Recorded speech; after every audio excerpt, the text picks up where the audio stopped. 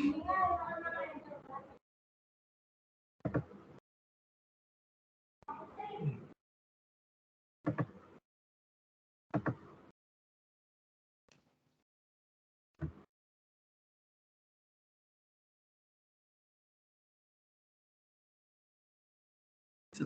mempersiapkan live streamingnya di YouTube, semoga lancar.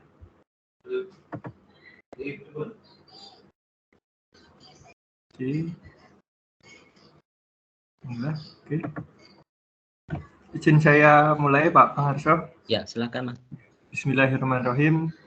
Assalamualaikum warahmatullahi wabarakatuh. Waalaikumsalam warahmatullahi wabarakatuh. Selamat siang, Pak Pangarso Juliat Moko, pengawas SMK Dinas Pendidikan Provinsi Jawa Tengah, yang saya hormati menjadi pembicara pada siang hari ini. Yang saya hormati Bapak Ibu semuanya peserta yang di room Microsoft Teams maupun di YouTube. Yang pertama, mari kita ucapkan puji syukur kepada Allah Subhanahu wa Ta'ala, Tuhan Yang Maha Esa. Pada kesempatan siang hari ini, kita masih diperkenankan untuk bersua kembali di acara yang kesekian kalinya di onedumain.com. Luar biasa, pada siang hari ini kita akan dibersamai oleh Pak Pangarso Juliat Moko, seorang instruktur tentang kurikulum merdeka. Jadi kita akan mendapatkan ya pengarahan maupun gambaran umum tentang kurikulum merdeka dari ahlinya, karena beliau menjadi instruktur dari kurikulum merdeka. Nah, selengkapnya nanti akan perkenalan lebih lengkap kepada Bapak Ibu semuanya. Salawat dan salam semoga senantiasa tercurah kepada uswah hasanah Rasulullah Muhammad SAW. Bapak Ibu yang saya hormati, untuk pertemuan pertama ini nanti akan dibersamai oleh Pak Pangarso. Untuk berapa menit Pak Pangarso kurang lebih untuk sesi hari kurang ini? Lebih mungkin 1,5 jam sampai 2 jam ya maksimal, nanti asar sampai jam 3 sedikit lah nanti. Ya, siap Pak Pangarso ya. Jadi insya Allah nanti sebelum asar sudah selesai. Semoga nanti lancar ya Bapak Ibu. Mohon maaf apabila terkendala. Kelemahan dari kegiatan online itu biasanya kalau tidak terkendala listrik ya terkendala sinyal ya. Jadi kalau ada hal yang berkaitan dengan kendala tersebut mohon untuk dimaafkan, terutama dari kami panitia. Bapak Ibu yang saya hormati, perlu kami informasikan juga bahwa kegiatan ini kami stream ya. Rekamannya nanti juga kami unggah dalam YouTube. Jadi yang menghidupkan kamera mohon untuk berhati-hati ya, apabila memang tidak berada di tempat yang semestinya, mohon untuk tidak dihidupkan. Dan sekaligus untuk menjamin kelancaran dari sinyal yang diterima. Mohon maaf juga Pak Pangarso, untuk teman-teman peserta ini mikrofonnya sementara saya matikan dulu agar kondusif dan tidak banyak noise-noise yang tidak terkendali ketika Pak Pangarso nanti paparan. Tapi ketika nanti ada sesi diskusi ya Pak, 1-2 pertanyaan nanti akan saya hidupkan bagi peserta yang raise hand atau mengangkat tangan. Oke, seperti itu pengantar sedikit dari kami. Nanti akan ada sedikit tambahan di pertemuan kedua, ketiga, dan seterusnya agar ini lebih efektif, karena kita tidak jangan sampai buang-buang waktu ini mumpung ada ahlinya, untuk memanfaatkan semaksimal mungkin waktu yang bisa dibersamai oleh Pak Pangarso ya. Silahkan Pak Pangarso untuk memulai presentasinya. Monggo. Siap. Terima kasih. Bismillahirrahmanirrahim. Assalamualaikum warahmatullahi wabarakatuh, Bapak Ibu. Selamat siang, salam sejahtera, salam sehat, salam dan bahagia Bapak Ibu dimanapun Bapak Ibu berada. Alhamdulillah, puji syukur kita haturkan kehadirat Allah Subhanahu wa Ta'ala, Tuhan Yang Maha Esa. Pada siang hari ini kita dipertemukan melalui virtual meeting ini Bapak Ibu ya, melalui tim bersama One Edumain Pak Wahyu Saryati yang saya hormati dan Bapak Ibu semuanya saya hormati. Kita akan diskusi terkait dengan implementasi kurikulum merdeka Bapak Ibu. Bagaimana implementasinya, apa yang harus dilakukan oleh Bapak Ibu guru dan sebagainya, apa yang harus disiapkan oleh sekolah dalam pelaksanaan implementasi ini. Masih banyak pertanyaan karena ini merupakan kurikulum yang baru khususnya bagi sekolah yang non penggerak ya Bapak Ibu, karena ini baru akan diterapkan pada tahun pelajaran ini. Bapak Ibu izinkan saya untuk share screen ya, berbagi layar Bapak Ibu. Oke. Nah, apakah sudah kelihatan Sedang di proses, Pak. layar? Sedang Oh, proses. sedang Oke, proses. sudah, Pak. Oke. Ya, sudah. Sudah ya, baik. Baik, kita akan diskusi terkait dengan implementasi kurikulum Merdeka, Bapak Ibu. Sebelumnya saya perkenalkan diri ya, nama Pangarso Juliat Moko, Bapak Ibu. Saya lahir di Magelang 23 Juli 1981. Saat ini sebagai pengawas sekolah khususnya di jenjang SMK di Dinas Pendidikan dan Kebudayaan Provinsi Jawa Tengah, tepatnya di Capdin wilayah 7 Bapak Ibu, saya di Surakarta dan Sukoharjo. Di organisasi saya aktif sebagai Ketua Asosiasi Pengawas Sekolah Indonesia (APSI) untuk Provinsi Jawa Tengah periode 2021 sampai 2026 Bapak Ibu. Kemudian untuk tugas lain Bapak Ibu, selain jadi pengawas, saya juga tergabung sebagai fasilitator di program guru penggerak Bapak Ibu. Kemudian juga instruktur di program guru penggerak khususnya untuk angkatan 5 ini Bapak Ibu. Jadi Bapak Ibu nanti yang ikut program guru penggerak angkatan 5 mungkin suatu waktu nanti akan ketemu dengan saya ketika di elaborasi pemahaman.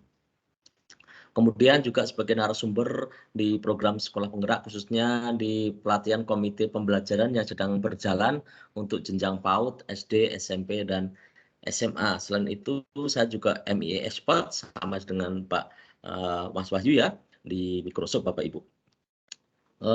Untuk prestasi Bapak Ibu terakhir nih saya tulis terakhir kemarin tahun 2019 sebelum pandemi Bapak Ibu, saya sebagai pengawas prestasi tingkat nasional yang untuk jenjang pengawas SMK ya di tahun 2019. Kemudian kalau Bapak Ibu ingin kontak, saya juga ada nomornya di grup, ini nomor WA saya 081804405170. Untuk email pyi@moko@gmail.com. Itu ya sekilas Bapak Ibu perkenalan untuk saya sebagai narasumber pada siang hari ini. Bapak Ibu, sebagai awal sebelum kita diskusi langsung atau kita mengetahui lebih langsung, lebih dalam lagi ya terkait dengan implementasi kurikulum Merdeka, kita sampaikan dulu apa yang telah disampaikan oleh Mas Menteri terkait dengan kebijakan kurikulum.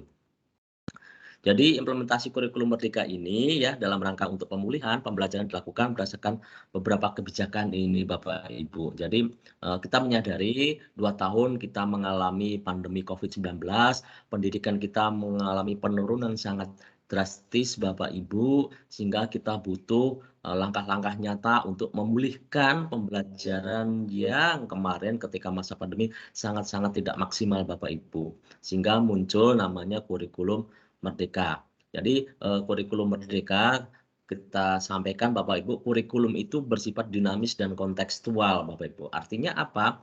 Kurikulum itu akan menyesuaikan dengan kondisi perkembangan zaman yang ada pada saat ini Bapak Ibu. Artinya ketika kurikulum itu berganti-ganti, artinya apa? Ya memang dibutuhkan untuk perubahan begitu. Implementasi kurikulum Merdeka ini berdasarkan yang pertama adalah Permendikbudristek ya, Dikti nomor 5 tahun 2022 tentang standar kompetensi lulusan Bapak Ibu. Kemudian dilanjut muncul Permendikbudristek nomor 7 tahun 2022 tentang standar isi. Nah, dilanjutkan lagi dengan keputusan Menteri ya terkait dengan pedoman penerapan kurikulum dalam rangka pemulihan pembelajaran itu nomor 56 tahun 22.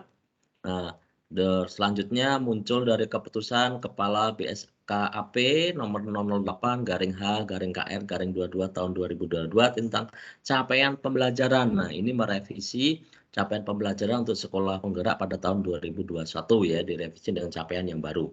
Kemudian kembali keputusan Kepala BSKAP nomor 9 H/KR/2022 tentang dimensi elemen dan subdimensi subelemen profil pelajar Pancasila. Nah, ini setelah ini ditambah lagi ada peraturan 2 Permendikbud yang baru Bapak Ibu yang menyusul. Kalau ini kan baru SKL dan standar isi. Kemudian ada Permendikbud nomor 16 tahun 2022 itu tentang standar proses dan Permendikbud nomor 21 tahun 22 tentang standar penilaian yang baru saja bulan Mei kemarin itu baru turun Bapak Ibu. Itu melengkapi untuk kebijakan-kebijakan pelaksanaan implementasi kurikulum Merdeka. Silakan Bapak Ibu nanti bisa searching ya, bisa download, kemudian bisa dibaca apa isi dari peraturan-peraturan ini Bapak Ibu.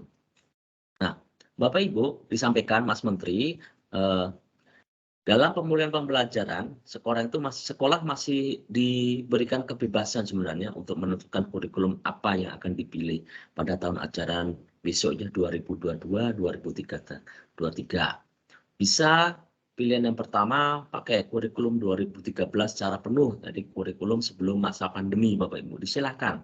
Atau pilih pilihan yang kedua, kurikulum darurat, yaitu kurikulum 2013 yang telah disederhanakan ya sewaktu masa pandemi. Atau ini pilihan yang ketiga, menggunakan kurikulum yang baru, yaitu kurikulum merdeka. Jadi sebenarnya sekolah diberikan kebebasan untuk milih 3 pilihan ini untuk tahun ajaran baru. Tapi dilihat sebagian besar sekolah itu sudah memilih pilihan yang ketiga, kurikulum merdeka. Nah, kurikulum merdeka ini sejatinya baru akan diterapkan secara penuh itu tahun 2024 di semua jenjang Bapak Ibu. Tapi untuk tahun ini, ya tahun pelajaran ini nanti sekolah sudah boleh menerapkan secara mandiri. Jadi satuan pendidikan ya itu dapat mengimplementasikan kurikulum merdeka secara bertahap sesuai dengan kesiapan masing-masing sebenarnya Bapak Ibu. Sejak tahun 2021 ya 2022 kurikulum merdeka ini telah diimplementasikan oleh sekolah penggerak ataupun kalau SMK pusat keunggulan. Dulu namanya ada kurikulum paradigma baru, ada kurikulum prototipe Bapak Ibu. Nah, sebenarnya itu adalah cikal bakal kurikulum merdeka Bapak Ibu ya. Jadi kurikulum merdeka ini sebelum menjadi nama kurikulum merdeka itu panjang Bapak Ibu ya kurikulumnya. Kemudian mulai tahun 2022-2023, nah ini satuan pendidikan ya dapat memilih untuk mengimplementasikan kurikulum berdasarkan kesiapan masing-masing ya mulai dari TK, kemudian kalau SD kelas 1 dan kelas 4, kalau SMP mulai kelas 7 dan kalau SMA, SMK itu nanti mulai kelas 10. Nah, ini pemerintah kemarin sudah menyiapkan nih angket untuk membantu satuan pendidikan menilai tahap kesiapannya seperti apa. Jadi Bapak Ibu, kalau ketika sekolah akan mendaftar untuk menggunakan implementasi kurikulum merdeka ini, Bapak Ibu di awal sebelum mendaftar, sekolah diminta untuk mengisi ada angket kesiapan guru, kesiapan kepala sekolah. Sehingga dari isian angket itu muncul rekomendasi sekolah itu sebaiknya menggunakan kurikulum yang apa begitu. Kemudian 3 pilihan ya yang dapat diputuskan sekolah dalam implementasi kurikulum merdeka pada tahun ajaran 2002-2023. Jadi sekolah itu masih sebenarnya ketika sekolah memilih kurikulum merdeka Bapak Ibu masih diberikan 3 pilihan. Ya 3 pilihan. Pilihan yang pertama menerapkan sebagian atau beberapa bagian dari prinsip kurikulum merdeka tanpa mengganti kurikulum yang sedang diterapkan. Jadi pilihan pertama itu sekolah masih menggunakan kurikulum 2013 ya, tetapi sudah mulai menerapkan beberapa bagian atau prinsip yang ada di kurikulum merdeka. Kemudian pilihan yang kedua, sekolah menerapkan kurikulum merdeka, tetapi perangkat ajarnya nanti menggunakan yang sudah disediakan oleh pemerintah. Kemudian pilihan yang ketiga ini menerapkan kurikulum merdeka dengan sepenuhnya, termasuk mengembangkan sendiri untuk perangkat ajarnya. Nah, ini masih ada pilihan lagi sekolah terkait dengan penerapan kurikulum merdeka ini. Nah, kenapa kok harus pakai kurikulum merdeka? Keunggulannya itu apa dari kurikulum merdeka? Apa dibandingkan dengan kurikulum 2013 kemarin Bapak Ibu? Nah, Bapak Ibu, kurikulum merdeka ini didesain lebih sederhana dan mendalam. Jadi dalam kurikulum merdeka yang membedakan dengan kurikulum 2013 yang pertama salah satunya adalah di kurikulum 2013 kita mengenal adanya KIKD ya. Jadi mengenal ada kompetensi inti, kompetensi dasar Bapak Ibu, di mana kita lihat KD di sana sudah sangat rigid dan banyak sekali Bapak Ibu. Sehingga guru tidak diberikan keleluasaan untuk mengembangkan materi sesuai dengan kebutuhan dari satuan pendidikan maupun kebutuhan dari peserta didik karena KD-nya sudah sangat rigid sekali. Nah, sedangkan di kurikulum merdeka ini tidak ada istilah KIKD Bapak Ibu, yang ada adalah capaian pembelajaran itu sebagai target capaian yang harus dikuasai oleh siswa dalam bentuk paragraf yang tidak begitu rigid seperti kompetensi dasar Bapak Ibu, sehingga nanti dengan capaian pembelajaran itu Bapak Ibu guru dapat mengembangkan materi sesuai dengan kebutuhannya masing-masing di sekolah maupun kebutuhan dari peserta didik. Nah, harapannya ketika materinya tidak terlalu banyak ya seperti kompetensi dasar yang kemarin 2013, sehingga Bapak Ibu guru nanti bisa fokus pada materi-materi yang esensial, materi-materi yang penting yang dibutuhkan oleh murid ya untuk mengembangkan kompetensi pada fasenya Bapak Ibu. Kemudian belajar menjadi lebih mendalam, bermakna, tidak terburu-buru dan menyenangkan. Jadi Bapak Ibu kalau kita lihat kemarin karena kurikulumnya banyak di 2013 sehingga Bapak Ibu dikerja target itu harus tersampaikan ya, harus tersampaikan kurikulumnya sehingga Bapak Ibu terburu-buru dalam penyampaiannya dan akhirnya tidak menyenangkan karena kebanyakan hanya menggunakan ceramah Bapak Ibu. Ya, menggunakan ceramah. Kenapa ya? Karena waktu yang terbatas harus tersampaikan materinya itu. Kemudian yang kedua, lebih merdeka, ya, lebih merdeka. Dari sisi siswa, tidak ada program peminatan nanti di SMA, Bapak. Di SMA tidak lagi ada IPA, IPS, ya, bahasa, yang ada nanti mata pelajaran pilihan Bapak Ibu. Jadi anak nanti akan lebih merdeka Bapak Ibu. Kemudian guru mengajar sesuai dengan tahapan capaian dan perkembangan peserta didik. Di sini guru diberi kekuasaan mengembangkan materi kedalamannya sampai apa sesuai dengan kondisi karakteristik di satuan pendidikannya Bapak Ibu. Yang ketiga, sekolah. Sekolah memiliki wewenang untuk mengembangkan dan mengelola kurikulum dan pembelajaran sesuai dengan karakteristik di satuan pendidikan serta karakteristik dari peserta didiknya Bapak Ibu. Keunggulan yang ketiga adalah lebih relevan dan interaktif. Jadi pembelajaran yang dilakukan di kurikulum Merdeka nanti lebih banyak melalui kegiatan proyek, di mana itu nanti memberikan kesempatan luas kepada peserta didik untuk secara aktif mengeksplorasi isu-isu aktual, ya misalnya isu lingkungan, kesehatan dan sebagainya untuk mendukung pengembangan karakter dan kompetensi di profil pelajar Pancasila Bapak Ibu. Jadi harapannya pembelajaran di kurikulum Merdeka ini nanti bisa menggunakan proyek-proyek. Tadi saya sampaikan di awal, kurikulum ini adalah dinamis dan kontekstual. Artinya apa? Materi yang disampaikan kepada siswa mestinya ya materi yang kontekstual, ya, yang up to date, yang kekinian, yang sesuai dengan kondisi yang ada di daerah masing-masing Bapak Ibu. Tidak lagi materi yang dimana itu hanya teori Bapak Ibu dan tidak bisa memberikan pengalaman belajar yang bermakna bagi siswa. Nah, selama ini kalau kita mengajar Bapak Ibu hanya sekedar teori Bapak Ibu kita terangkan, kita ceramah tanpa anak bisa mengalami langsung dari inti dari materi itu. Sehingga harapannya ketika kurikulum Merdeka ini yang berbasis proyek, anak akan terlibat langsung dalam pembelajaran, mengerjakan ya, kemudian mereka akan mengevaluasi, melakukan presentasi dan akan menguji sejauh mana kemampuannya sebenarnya. Kemudian untuk mendukung ini Bapak Ibu mendukung terkait dengan implementasi kurikulum Merdeka, pemerintah telah meluncurkan namanya platform Merdeka Mengajar Bapak Ibu.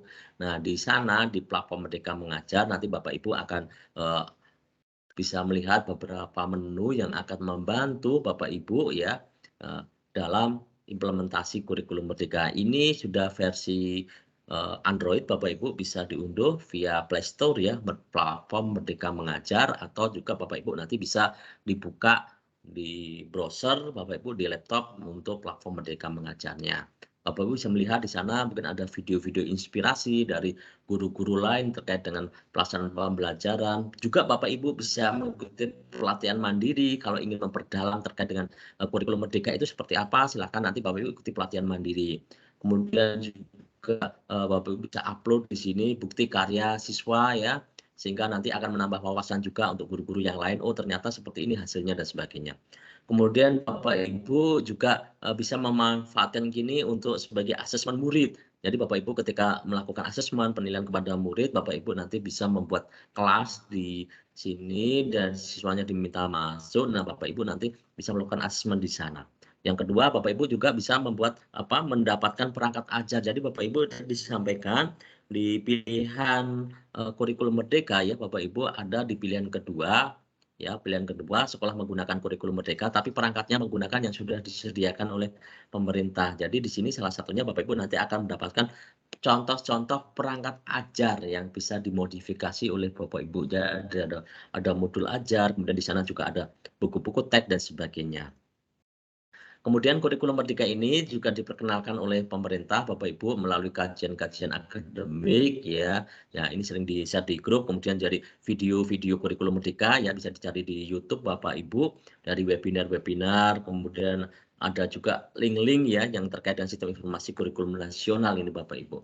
Kemudian ada buku saku tanya jawab kurikulum merdeka, buku saku platform Merdeka Mengajar, ya kemudian ada risalah kebijakan dalam dampak dari penyediaan kurikulum dan sebagainya. Oke. Ini kemudian juga didukung ada buku-buku ya yang disediakan oleh pemerintah yang ini nanti bisa digunakan oleh sekolah secara gratis Bapak Ibu, tinggal diunduh. Ya, juga sistem informasi juga sudah disiapkan ya platform digitalnya terkait dengan layanan ya baik perbukuan maupun untuk pengembangan kurikulum. Ya. Nah, ini tadi Bapak Ibu pilihan untuk kurikulum merdeka ada 3 ya, saya sampaikan di awal tadi. Sekolah yang milih kurikulum merdeka masih diberikan 3 pilihan lagi. Mandiri belajar, itu menerapkan beberapa prinsip dari kurikulum merdeka tanpa mengganti kurikulum yang sudah digunakan sebelumnya. Tapi dalam artian berarti menggunakan kurikulum 2013. Tapi sudah menerapkan beberapa bagian dari prinsip kurikulum merdeka. Contohnya apa? Contohnya misalnya seperti ini. Kurikulumnya 2013, tapi Bapak Ibu di sekolah menerapkan penguatan proyek menambahkan dengan proyek penguatan profil pelajar Pancasila melalui kegiatan ekstrakurikuler misalnya. Nah, itu bisa termasuk pilihan yang mandiri belajar ya, yang pilihan yang pertama mandiri belajar. Ataupun Bapak Ibu nanti menggunakan prinsip-prinsip asesmen yang ada dalam kurikulum merdeka yang diterapkan di kurikulum 2013 misalnya Bapak Ibu. Nah, kemudian pilihan kedua mandiri berubah itu kalau sekolah yang memilih mandiri berubah artinya sekolah itu pakai kurikulum merdeka tetapi perangkat ajarnya masih menggunakan menggunakan perangkat ajar yang sudah disediakan oleh pemerintah Bapak Ibu. Ini sudah ada melalui aplikasi Merdeka Mengajar tadi Bapak Ibu bisa diunduh di sana.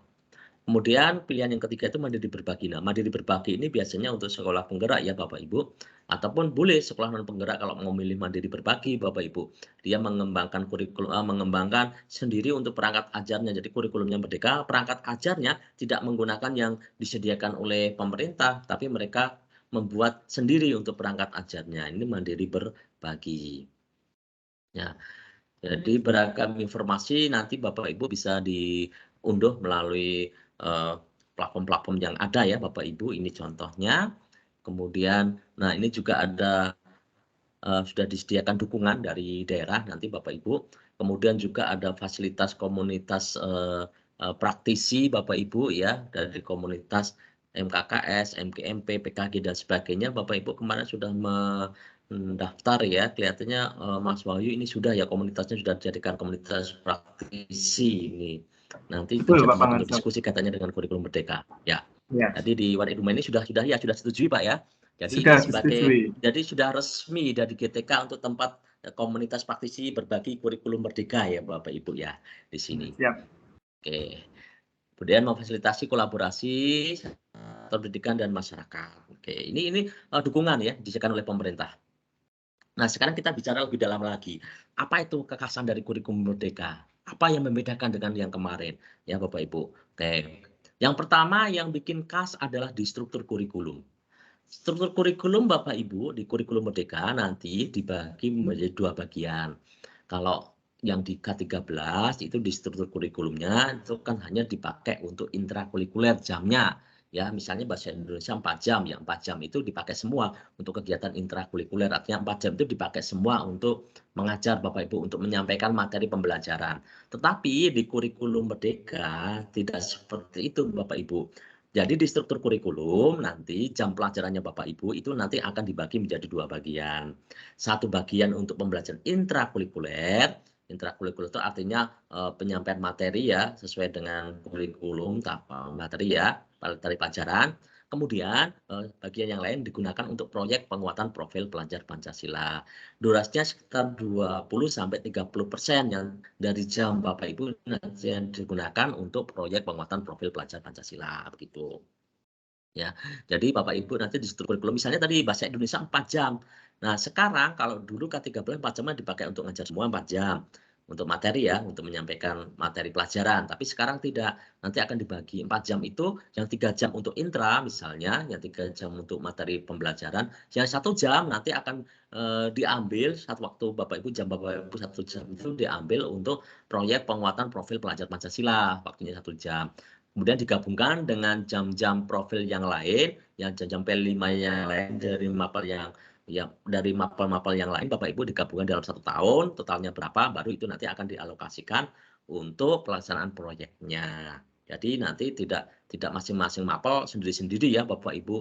Terus misalnya tadi bahasa Indonesia 1 jam, ada 1 jam untuk proyek, maka terus ngajarnya 1 jam untuk proyek, tidak Bapak Ibu. Tapi nanti diintegrasikan dengan mapel-mapel yang lain. Secara pengelolaan waktu untuk proyek itu dapat dilaksanakan dengan menjumlahkan alokasi jam pelajaran proyek dari semua mapel dalam setahun, Bapak Ibu. Kemudian nanti akan dibagi totalnya berapa, misalnya totalnya 250 misalnya. Dalam setahun itu untuk proyek penguatan profil pelajar Pancasila misalnya 252 nih untuk SD. 252. Nah, 252 JP, 252 jam pelajaran itu nanti akan dibagi sejumlah tema dari proyek yang diambil oleh sekolah. Nah, gitu. Untuk alokasi waktu untuk setiap proyek penguatan profil pelajaran tidak harus sama. Artinya, misalnya tadi kan waktunya 252, tidak harus misalnya SD itu 2 proyek, harus mengambil 2 tema. Nah, artinya 252 tidak harus sama. Di tema 1 dan tema 2 tidak harus 252 dibagi 2, 126 jam, tidak harus sama. Misalnya yang satu 150, yang satunya 102 juga boleh Bapak Ibu. Ya, itu nanti tidak harus sama dalam membagi jam pelajarannya dari total JP untuk proyek penguatan profil pelajar Pancasila. Kemudian nanti ada muatan lokal, Bapak Ibu juga masih ada yang muatan lokal. Nanti sekolah bisa menambahkan muatan lokal sesuai yang ditetapkan oleh pemerintah daerah.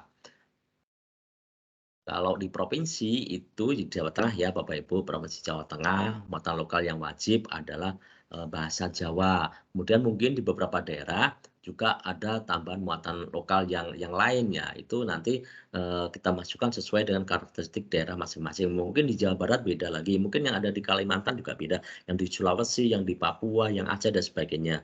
Nah, muatan lokal nanti sesuai dengan ketetapan dari pemerintah daerah Bapak Ibu. Ya. Satuan pendidikan dapat menambahkan muatan tambahan sesuai karakteristik satuan pendidikan secara fleksibel. Nah, pilihannya 3 Bapak Ibu, mengintegrasikan ke dalam mata pelajaran lain, mengintegrasikan ke dalam tema proyek pelajar Pancasila, atau nanti berdiri sendiri Bapak Ibu. Jadi berdiri menjadi mata pelajaran sendiri boleh. Jadi muatan lokal nanti Bapak Ibu tidak harus berdiri sendiri dalam mata pelajaran, boleh nanti diintegrasikan dalam mata pelajaran yang lain. Misalnya di Jawa Tengah ini di bagian daerah ini ya ada mata lokalnya bahasa Jawa. Kemudian ada tambahan lagi mata lokal ada membatik misalnya, ada tambahan membatik. Nah, di sisi lain dalam kurikulum kan muatan lokal hanya diberi waktu 2 jam. Ya, 2 jam. Kalau mata lokalnya jadi banyak kan tentunya tidak bisa terakomodir semua dalam struktur kurikulumnya. Maka mungkin salah satu yang masuk ke mapel berdiri sendiri, misalnya bahasa Jawa berdiri sendiri, kemudian mapel yang membatik misalnya, yang mata lokal yang membatik itu bisa diintegrasikan dalam mata pelajaran lain, misal masuk ke seni, atau nanti dimasukkan dalam proyek penguatan profil pelajar Pancasila, anak ditambahi materi terkait membatik misalnya, atau nanti muatan lokal yang lain di daerah Bapak Ibu, mungkin di masing-masing daerah ada mata lokal yang beda-beda Bapak Ibu nanti itu tidak harus berdiri sendiri mata pelajarannya ya, bisa diintegrasikan ke dalam proyek penguatan profil pelajar Pancasila. Ini untuk struktur kurikulum kalau ini yang guru-guru TK Bapak Ibu ya, struktur kurikulum untuk pendidikan anak usia dini nanti juga ada kegiatan intrakurikuler, juga ada proyek profil pelajar Pancasila ya. Ya, sama Bapak Ibu. Nah, kalau kegiatan intrakurikuler di PAUD nanti dirancang untuk anak mencapai kemampuan yang tertuang dalam capaian pembelajaran. Jadi intisari dari intrakurikuler kalau anak TK itu bermakna sebagai perwujudan merdeka belajar dan merdeka bermain. Jadi anak-anak TK kan lebih cenderung untuk bermain ya Bapak Ibu. Kemudian ini struktur kurikulum untuk PAUD ya. Untuk PAUD itu 4 sampai 6 tahun sebaiknya strukturnya tidak kurang dari sekitar 900 menit per minggu Bapak Ibu. Nah, ini silakan nanti diatur ya, diatur. Kemudian struktur kurikulum di SD. Kalau di SD sekarang kita mengenal adanya fase. Fase itu target waktu untuk mencapai capaian pembelajaran namanya fase. Kalau dulu di kurikulum 13 kita tidak kenal namanya fase.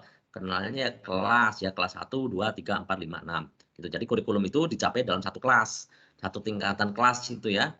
Gitu. Tapi kalau di kurikulum merdeka kita kenalnya fase. Jadi capaian pembelajaran itu dicapai dalam satu fase. Kelas 1 dan 2 itu masuk ke fase A. Jadi CP itu setiap fase ya, tidak setiap kelas. Beda dengan KIKD. Kalau KIKD kemarin per kelas, tapi kalau CP capaian pembelajaran ini nanti per fase. Jadi fase A itu kelas 1 dan kelas 2. Artinya apa? Mencapai CP itu ya sampai nanti 2 tahun Bapak Ibu. Ya kelas 1 sampai kelas 2. Evaluasi fase itu nanti di kelas akhir ya. Kemudian fase B kelas 3 dan kelas 4, fase C kelas 5 dan kelas 6. Nah, ini berarti kalau SD dibagi menjadi tiga fase ya, 3 fase. CP-nya berarti CP fase A, CP fase B, dan CP fase C ya. Kemudian satu pendidikan SDMI dapat mengorganisasikan muatan pembelajaran menggunakan pendekatan mata pelajaran atau tematik. Ya, boleh pendekatannya mapel, boleh juga tematik Bapak Ibu. Ya, proporsinya tadi pembagian waktunya untuk intrakurikuler dan proyek penguatan profil pelajar Pancasila alokasinya sekitar 20% dari beban belajar per tahun Bapak Ibu. Ini alokasi untuk profil pelajar Pancasila ya. Nah, kemudian ini yang saya sampaikan tadi di struktur kurikulum ya, struktur kurikulum nanti di sini ya yang tadi saya sampaikan bahwa struktur kurikulum nanti dibuatnya per tahun Bapak Ibu. Jadi bukan lagi per minggu, bedanya dengan K13. Jadi setahun misalnya setahun 144 ya untuk pendidikan agama. Jadi pendidikan agama itu setahun 144. Kalau ibaratnya kita asumsikan setahun 36 minggu, nah artinya nanti yang dipakai per minggu itu nanti 144 dibagi 36. Cuma di sini tadi alokasi pelajarannya itu tidak semua digunakan untuk pembelajaran intrakurikuler, untuk pelajaran saja, pelajaran agama saja misalnya. Tapi harus ada alokasi untuk proyek penguatan pelajar Pancasila. Nah, di sini sudah dibagi dalam struktur kurikulum ini. Bapak Ibu bisa melihat ini nanti struktur kurikulumnya dalam keputusan Menteri ya 56 itu. Jadi 154 itu nanti dibagi yang 108 untuk intrakurikuler, yang 36 itu nanti alokasi proyek pelajar Pancasila. Nah, itu yang angka di dalam kurung itu kira-kira jamnya per minggu Bapak Ibu. Jadi 108 dibagi 36 minggu ya. Berarti 108 itu setahun dibagi 36, artinya kan dapatnya 3. Kira-kira per minggu 3 jam untuk intrakurikuler. Kemudian untuk proyek pelajar Pancasilanya ini 36 JP setahun nanti Bapak Ibu. Nah, di sini untuk melaksanakan proyek pelajar Pancasila itu di jumlah di total. Jadi di SD totalnya ada 252 ini Bapak Ibu. Nah, 252 jam ini untuk proyek penguatan profil pelajar Pancasila ini nanti dibagi menjadi 2 tema. Ya, karena di SD kan menerapkan minimal 2 tema, Bapak Ibu, minimal 2 tema. Jadi jamnya 252 dibagi menjadi 2 tema. Ya, silakan tema apa yang diambil. Nah, dari tema itu nanti Bapak Ibu sekolah menerapkan satu tema nanti sekian JP, yang tema kedua sekian JP. Nah, di dalam tema itu nanti ada proyek-proyek, Bapak Ibu. Dalam tema itu nanti ada proyek-proyek yang disiapkan oleh sekolah. Jadi sekian JP itu untuk mengerjakan proyek-proyek ini yang disediakan oleh sekolah. Nah, semua nanti sudah disediakan temanya seperti apa, Bapak Ibu. Contoh-contoh modulnya dan sebagainya juga sudah disediakan Bapak Ibu, nanti tinggal diambil. Ya. Jadi ini untuk alokasi yang SD Bapak Ibu yang kelas 1 ya, yang kelas 1. Jadi ini pendidikan agama, kemudian pendidikan Pancasila, jadi tidak ada lagi istilah PPKN, ya, jamnya ini 180 JP setahun, dibagi 144 untuk intra, 36-nya untuk proyek pelajar Pancasila, kemudian bahasa Indonesia ini ya 288 setahun, dibagi ini pembagiannya 216 sama 72, matematika 180, 144 sama 36, olahraga 144 ya, kemudian seni budaya. Nah, seni budaya ini Bapak Ibu, sekolah wajib menyediakan minimal 1 seni ya, baik seni musik, seni rupa, seni teater atau seni tari. Sekolah wajib menyediakan 1, minimal 1 ya. Kemudian ada mapel bahasa Inggris. Bahasa Inggris menjadi mapel pilihan.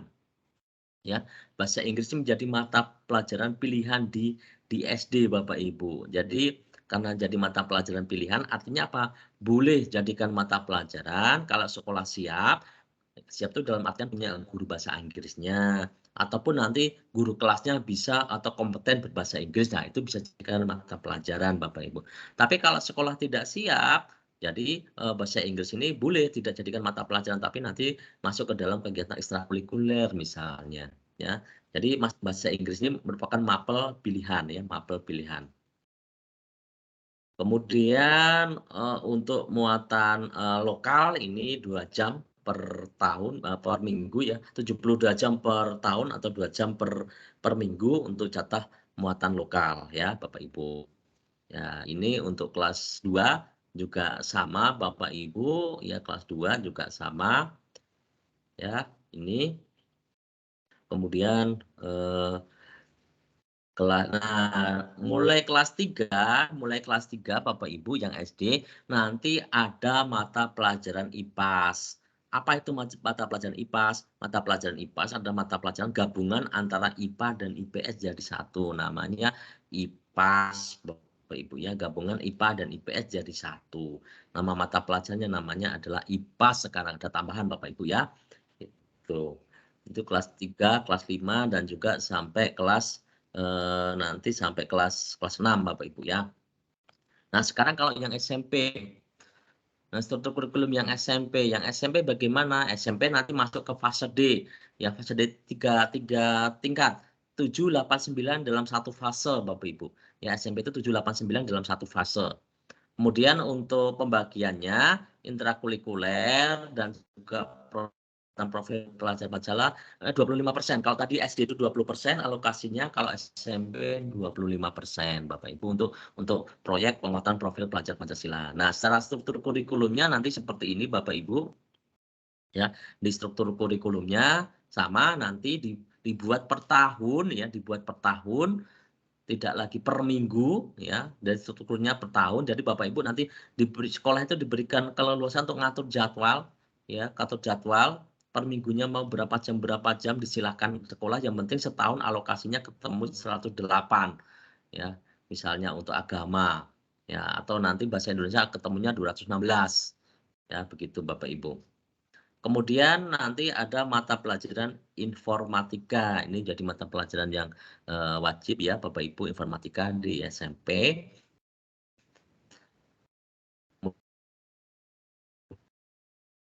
Kemudian seni dan praktek nanti juga Bapak Ibu kayaknya jadi apa bagi ya. Ya, ini kan nanti gimana kalau jam pelajarannya, jam untuk guru bebannya jadi kurang karena digabung gitu Bapak. Nanti ada solusinya Bapak Ibu. Ya. Kemudian untuk kelas 9 sama ya Bapak Ibu, ini kelas 9 juga dibagi, ini ada alokasi untuk intrakurikuler dan juga untuk proyek penguatan profil pelajar Pancasila. Kemudian kalau SMA, nah SMA atau SMK Bapak Ibu ya. Nah, SMK atau SMA nanti dipecah jadi 2 fase, fase E dan fase F. Fase E itu untuk kelas 10, fase F untuk kelas 11 dan kelas 12.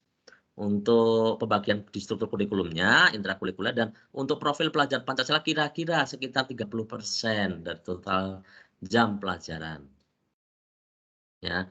Kemudian nanti sekolah di kelas 11 ya, satuan pendidikan wajib membuka kelompok mata pelajaran umum serta sekurang-kurangnya 3 kelompok mata pelajaran pilihan Bapak Ibu. Nanti di kelas 11-nya ada mata pelajaran pilihan ya. Kemudian di sini nanti setiap siswa ya wajib mengikuti pelajaran umum, seluruh mapel umum wajib siswa. Kemudian untuk pilihan nanti memilih 4 dari 5 mata pelajaran dari minimal 2 kelompok pada mata pelajaran pilihan.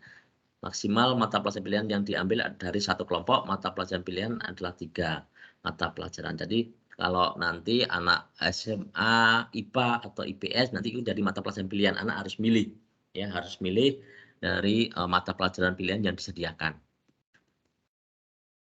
Dan fase F ya, fase F. Kemudian kalau fase F nanti struktur mata pelajaran dibagi menjadi 5 kelompok utama, ini untuk yang SMA ya. Kelompok mata pelajaran umum, kelompok mata pelajaran matematika MIPA, ada kelompok mata pelajaran IPS, ada kelompok mata pelajaran bahasa, ada kelompok mata pelajaran vokasi dan prakarya Bapak Ibu. Nah, nanti anak bisa ini ya Bapak Ibu memilih ya kelompok mata pelajaran yang mana. Jadi di kelas 11 dan 12 tidak ada penjurusan ini kelas IPA, ini kelas IPS, tidak ada Bapak Ibu. Cuma anak nanti kelompok mata pelajaran umum kemudian nanti bisa memilih ya terkait dengan kelompok mata pelajaran masuk MIPA atau IPS dan sebagainya. Nah, ini untuk alokasi waktunya ya Bapak Ibu. Untuk yang kelas 10 ini yang SMA ya, ini yang SMA. Ini pilihannya. Kemudian ini yang kelas 11 Bapak Ibu ya, kelas 11 SMA. Nah, ini kelompok mata pelajaran pilihan nanti Bapak Ibu. Jadi MIPA itu biologi, kimia, fisika, informatika, matematika lanjut. Kemudian IPS ada sosiologi, ada ekonomi, ada geografi, antropologi, ya. Kemudian bahasa, nanti ada bahasa Indonesia dan sebagainya. Kemudian ada kelompok vokasi, prakarya ya, prakarya kewirausahaan dan sebagainya ya Bapak Ibu. Ini nanti untuk mata pelajaran pilihannya.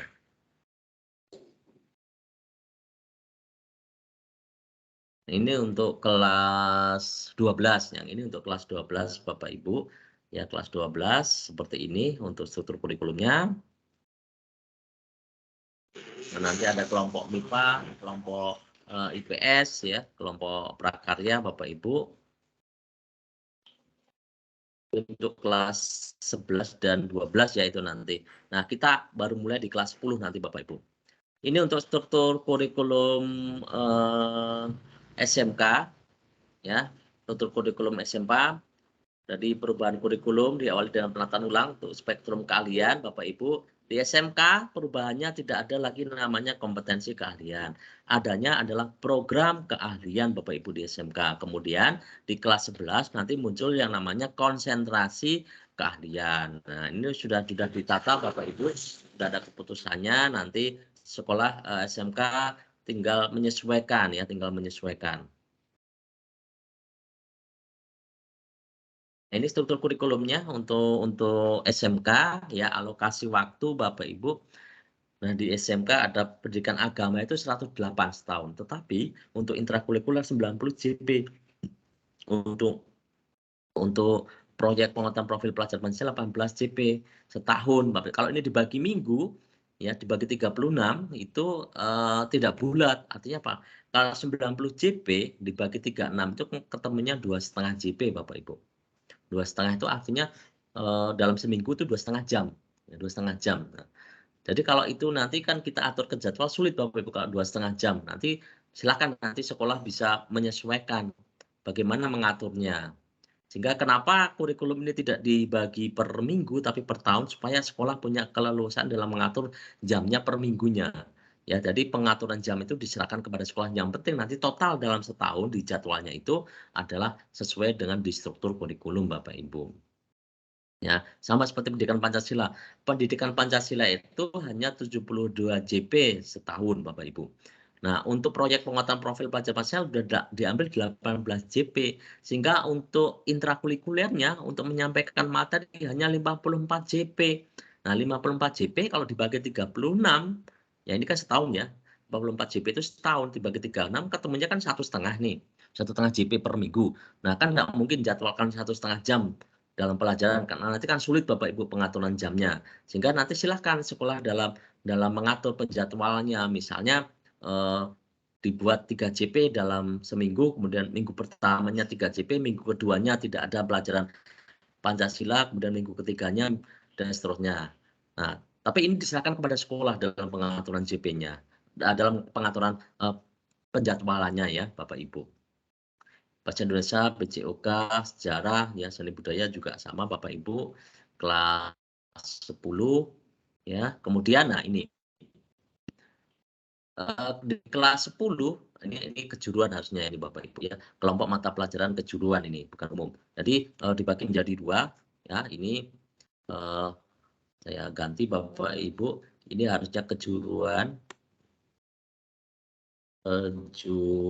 ya, kejuruan. Ini mata pelajaran kejuruan Bapak Ibu. Nah, matematika dan bahasa Inggris itu masuk ke mata pelajaran kejuruan. Jadi artinya apa? Guru matematika dan guru bahasa Inggris nanti konten materinya itu sesuai dengan kejuruannya masing-masing. Jadi guru yang ngajar di teknik mesin sama yang guru yang ngajar nanti di tata busana misalnya, itu mestinya matematikanya berbeda Bapak Ibu. Tidak bisa. Kalau dulu di K13 misalnya disamakan MGMP matematika SMK ya Bapak Ibu kumpul, ayo bikin RPP ya sama-sama, silabusnya sama-sama gitu ya. Terus nanti dipakai untuk ke semua sekolah, semua program. Nah, sekarang tidak bisa. Kalau mau bikin MGMP matematika, bikin perangkatnya bersama, ya kumpul seprogram kalian itu kumpul bersama. Jadi satu, karena karakteristiknya berbeda Bapak Ibu. Karena ini masih mata kejuruan, tidak lagi umum matematika, termasuk bahasa Inggris. Bahasa Inggris teknik mesin dengan bahasa Inggris nanti yang di seni, berbeda Bapak Ibu. Maka tidak bisa lagi disamakan, ya tidak bisa lagi kontennya, materinya disamakan, tidak bisa. Walaupun CP-nya sama, nanti bisa kalau CP-nya kan sama, capaian pembelajaran sama, tapi secara konten materi di kelas, materi yang disampaikan di kelas, contoh-contoh soal dan sebagainya, itu harus sesuai dengan konten pada program keahliannya masing-masing, kejuruannya masing-masing, Bapak Ibu ya. Itu. Kemudian ada informatika, kemudian ada IPAS di sini, proyek ilmu pengetahuan dan alam dan sosial. Jadi IPA dan IPS jadi satu, Bapak Ibu. Nanti bagaimana untuk IPAS-nya, materinya cenderung kemana? Sesuai dengan karakteristik program keahlian. Kalau keteknikan, ya berarti nanti mungkin lebih cenderung ke IPA-nya lebih banyak. Kemudian kalau nanti kaitannya dengan sekolah yang lebih mengarah ke bisnis manajemen dan sebagainya, mungkin sosialnya nantinya lebih banyak. Nah, itu nanti sekolah yang menentukan lebih banyak ke IPA atau IPS-nya. Tapi ini jadi satu, namanya proyek ilmu pengetahuan alam dan sosial. Nah, namanya proyek berarti mapel ini nanti bentuknya apa? Bentuknya adalah proyek-proyek yang dikerjakan anak, ya. Bentuknya adalah proyek-proyek. Kemudian di kelas 10 tidak ada materi kompetensi keahlian, adanya dasar-dasar program keahlian. Jadi Bapak Ibu yang kelas 10 kemarin misalnya, kalau kemarin kita buka kompetensi keahlian teknik kendaraan ringan misalnya, TKR, tahun kemarin, ya TKR. Berarti tahun ini tidak lagi kita TKR, tapi teknik otomotif, karena program keahliannya adalah teknik otomotif. Jadi bukannya tidak lagi TKR, tapi teknik otomotif. Nah, terus TKR-nya bagaimana? TKR-nya nanti di kelas 11 muncul namanya konsentrasi keahlian. Silahkan nanti teknik otomotif, ada beberapa cabang, ada TKR, ada teknik sepeda motor, ada body repair, ada kendaraan berat, dan sebagainya Bapak Ibu. Nah, itu nanti namanya konsentrasi keahlian ya, di kelas 11 adanya. Di kelas 10 adanya program keahlian. Kemudian ada kelompok mata pelajaran kejuruan ya, jumlahnya ini ya tadi yang kejuruan jumlahnya 918. Nah, di sini di proyek penguatan profil pelajar Pancasila ada 288. Di SMK nanti dibagi menjadi tiga tema Bapak Ibu ya. Di SMK itu ada 3, 1 tema wajib kepekerjaan, 2 tema pilihan. Nanti 288 nanti silakan jamnya itu dibagi 3. Ya, ini SMK kelas 11 Bapak Ibu, jadi kelas 11 nanti ada ini kelompok kejuruan ya, ada konsentrasi keahlian itu menjadi mata pelajaran ya. Jadi konsentrasi keahlian itu menjadi mata pelajaran. Kemudian ada mata pelajaran pilihan. mata pelajaran pilihan. Jadi peserta didik nanti bisa memilih mata pelajaran di luar konsentrasi keahliannya, Bapak Ibu. Ya, jadi misalnya anak di otomotif, ya teknik otomotif, kemudian konsentrasi keahliannya buka teknik kendaraan ringan, ya buka teknik kendaraan ringan. Kemudian nanti sekolah menyediakan mata pelajaran pilihan yang lain selain mereka bisa betulin mobil, ya kendaraan ringannya mobil, mereka juga bisa supaya bisa di sepeda motor bisa ditambahi mata pelajaran pilihan untuk sepeda motor atau mata pelajaran pilihan untuk alat berat dan sebagainya. Ini boleh Bapak Ibu di mata pelajaran pilihan. Ya, jadi silahkan nanti sekolah mengembangkan sendiri. Ini yang kelas 12. Nah, di kelas 12 itu ada praktek kerja lapangan PKL. PKL itu menjadi mata pelajaran Bapak Ibu ya. PKL menjadi mata pelajaran.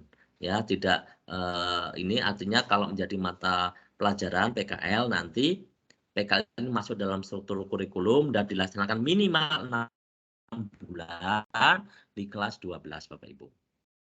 Ya, minimal 6 bulan di kelas 12 untuk PKL-nya. Siapa yang mengampu? Yang mengampu boleh guru-guru nanti boleh mengampu untuk PKL, maksudnya sebagai pendamping ya, pembimbing ya, pembimbing di PKL.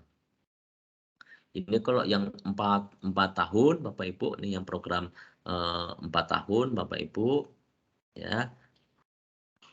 Anak-anak, kemudian ya. Nah, untuk yang SLB nanti seperti ini juga sama. SLB yang SDLB sama dengan SD ya Bapak Ibu dibagi menjadi fase ini sama ya. Silakan Bapak Ibu bisa dibaca. Untuk yang SMP LB juga sama seperti yang SMP Bapak Ibu dibagi menjadi satu fase, fase D ya. Ini sama, kemudian yang SMA juga sama, SMA LB sama dengan SMA ya Bapak Ibu. Oke, ini struktur kurikulumnya nanti silakan bisa dibaca. Kemudian Bapak Ibu kurikulumnya apa? Kalau dulu K13 itu kita mengenal adanya KTSP. Nah sekarang tidak ada KTSP, tapi yang kita kenal namanya kurikulum operasional satuan pendidikan. KOSP ya, namanya KOSP bukan KTSP. KTSP untuk 2013. Untuk kurikulum merdeka namanya kurikulum operasional satuan pendidikan. Ini dikembangkan oleh sekolah sesuai dengan karakteristik dan kebutuhan peserta didik. Jadi harus dikembangkan mandiri oleh sekolah supaya ini bermakna. Supaya bermakna Bapak Ibu ya, punya makna di sekolah. Jadi dalam kurikulum operasional sekolah ini sebenarnya sekolah pemerintah menyediakan contoh-contoh ya, contoh-contoh ada. Tapi nanti sekolah wajib memodifikasi ya. Nah, ini hanya jadikan rujukan saja, jadikan contoh saja, tapi sekolah wajib membuat kurikulumnya sendiri, Bapak Ibu. Ini prinsipnya berbasis pada peserta didik, kontekstual tadi, esensial, akuntabel, kemudian melibatkan berbagai pemangku kepentingan ya untuk menyusun kurikulum. Nah, komponennya kurikulum operasional sekolah ini komponennya nanti Bapak Ibu ada beberapa komponen. Yang pertama nanti kaitannya dengan karakteristik satuan pendidikan ya Bapak Ibu, karakteristik di sekolah, kemudian visi, misi, tujuan, pengorganisasian pembelajaran, rencana pembelajaran, juga pendampingan, evaluasi, dan pengembangan profesional. Itu nanti komponennya Bapak Ibu. Nah, apa itu karakteristik satuan pendidikan? Jadi karakteristik satuan pendidikan nanti Bapak Ibu bercerita tentang keunikan dari sekolah. Keunikannya siapa? Ya peserta didiknya, ya pendidiknya, ya tenaga kependidikannya, sosial budaya yang ada di sekolah, silakan ceritakan di situ. Ya, jadi silakan dianalisis karakteristik satuan pendidikan kemudian cerita. Silakan nanti sekolah menggali ya, menggali bagaimana tentang karakter dari sekolah tersebut. Kemudian nanti Bapak Ibu setelah muncul karakteristik disusun dalam visi, misi, dan tujuan. Visi itu gambaran masa depan, kalau misi itu nanti terkait dengan rencana aksinya apa untuk mencapai visi tersebut. Kalau tujuan itu profil seperti apa nanti yang diharapkan yang ada pada siswa, itu namanya tujuan Bapak Ibu. Sehingga nanti sekolah punya gambaran ya, punya gambaran terkait apa nanti yang harus dilakukan oleh sekolah tersebut. Kemudian pengelolaan pembelajaran. Nah, dalam pengelolaan pembelajaran Bapak Ibu sering kita mengenal ada pembelajaran tematik, pembelajaran integratif, ya Bapak Ibu. Apa bedanya gitu Bapak Ibu ya? Jadi Bapak Ibu dalam mengelola pembelajaran yang SD bisa menggunakan tematik seperti dulu boleh. atau integratif. Jadi ibaratnya bedanya kalau tematik sama integratif seperti ini. Pembelajaran tematik itu ibaratnya kalau kita makanan Bapak Ibu itu gado-gado. Gado-gado itu kalau kita punya gado-gado kita masih bisa membedakan, oh ini tempenya, ini tahu, ini apa telur, ini kentang, ini wortel gitu ya Bapak Ibu di gado-gado. Walaupun dicampur. Sama kalau tematik itu walaupun nanti temanya sama tapi masih kelihatan oh ini bahasa Indonesia. Ini matematikanya, ini IPA-nya begitu kalau tematik. Tapi kalau pembelajaran yang integratif Bapak Ibu, ya pembelajaran yang integratif itu pembelajaran yang sudah campur jadi satu di dalamnya, ya sudah campur di satu-satu dalamnya. Nah, jadi kalau ibaratnya makanan ini jus, yang jus campur mix, ya. Jadi ada jus wortel campur tomat, campur apel misalnya. Campur melon jadi satu di mix, maka nanti Bapak Ibu kan nggak bisa milahkan di jus itu, oh ini tomatnya, ini wortelnya, ini apelnya, kan nggak bisa memilah. Itu integratif. Jadi pembelajaran integratif nanti pembelajaran yang menyatu jadi satu. Misalnya dalam satu proyek Bapak Ibu, dalam satu anak diminta dalam mengerjakan satu proyek ya, diminta membuat satu proyek. Nah dalam satu proyek itu seluruh mata pelajaran melebur jadi satu unit. Ya, misalnya ini dalam proyek IPAS ya, fase B itu berarti kelas 3 dan 4 ya SD.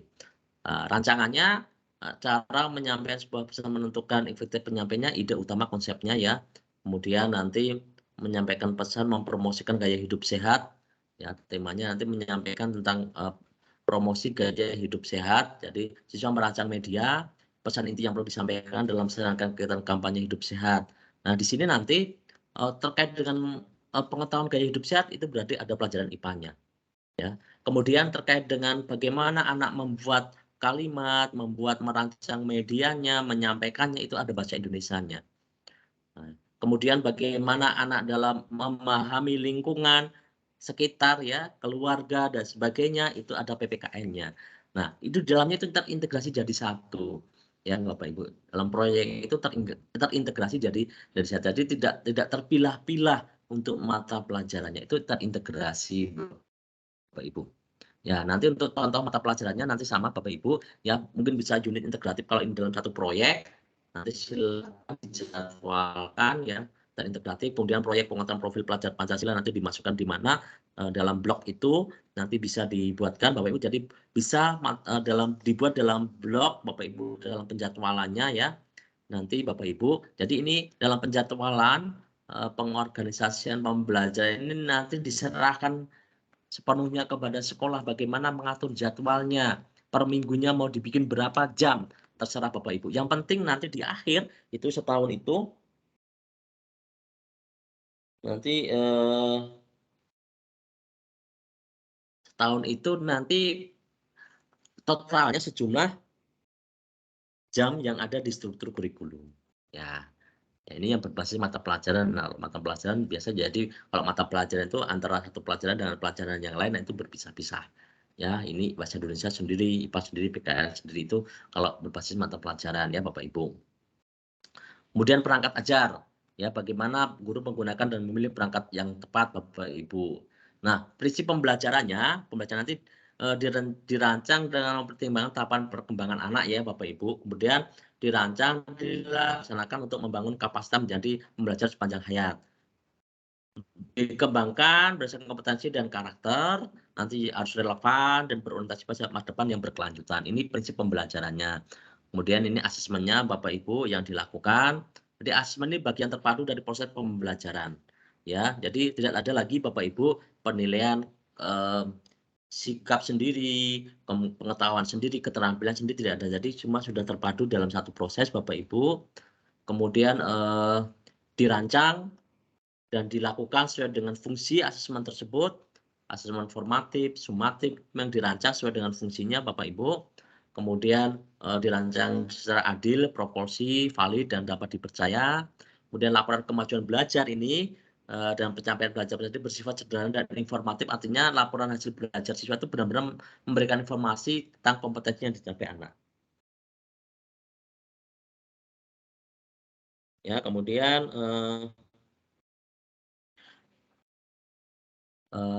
yang berikutnya hasil asesmen ya digunakan oleh peserta didik pendidik, tenaga pendidikan, dan orang tua wali sebagai bahan refleksi. Jadi Bapak Ibu, hasil asesmennya nanti harus bisa dijadikan refleksi, ya, harus jadikan refleksi.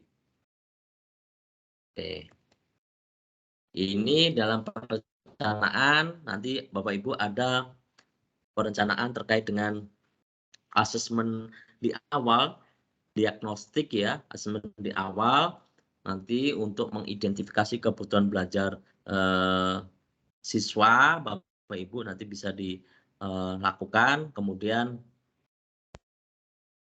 satuan pendidikan dan pendidik juga memiliki keleluasaan untuk menentukan kegiatan pembelajaran dan perangkat ajarnya. Ya, nanti silakan dikembangkan perangkat ajarnya. Satuan pendidikan dan pendidik memiliki keleluasaan untuk menentukan jenis, teknik, bentuk instrumen, waktu pelaksanaan asesmen dan sebagainya. Bapak Ibu diberikan keleluasaan sepenuh-penuhnya, merdeka pokoknya Bapak Ibu menggunakan modul ajar yang disediakan oleh pemerintah atau dibuat sendiri. Ya, Bapak Ibu juga bisa, silahkan. Kemudian untuk SMK ya, mitra kerja dapat mendukung pembelajaran asesmen uji kompetensi nanti kerjasama dengan mitra dunia kerja.